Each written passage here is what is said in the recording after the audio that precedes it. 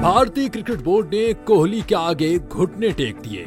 मायानाज भारतीय बल्लेबाज विराट कोहली की जानिब से फैमिली प्रोटोकॉल से मुतालिक पॉलिसी पाबंदियों पर शदीद बरहमी का इजहार करने के बाद भारतीय क्रिकेट बोर्ड (BCCI) ने कवानीन में नरमी का फैसला कर लिया।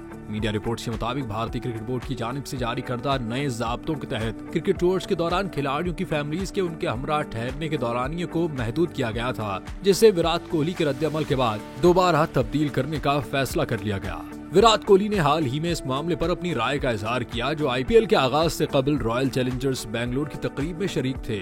उन्होंने कहा कि गैर मुल्की दौरों के दौरान कोई प्लेयर नहीं चाहेगा कि वो अकेला बैठकर रंजीदा हो। उन्होंने कहा कि टूर के दौरान खराब परफॉर्मेंस के बाद आप अकेले बैठकर रंजीदा नहीं हो सकते। मैं नॉर्मल रहना चाहता हूँ, तभी आप अपनी गेम को बेहतर बना सकते हैं। विराट कोहली का कहना था कि आप किसी भी खिलाड़ी से पूछेंगे कि क्या फैमिली आपके साथ हो, तो जवाब हाँ में होगा। मैं अपनी फैमिली के साथ वक्त गुजारने का कोई मौका मिस नहीं करना चाहूंगा।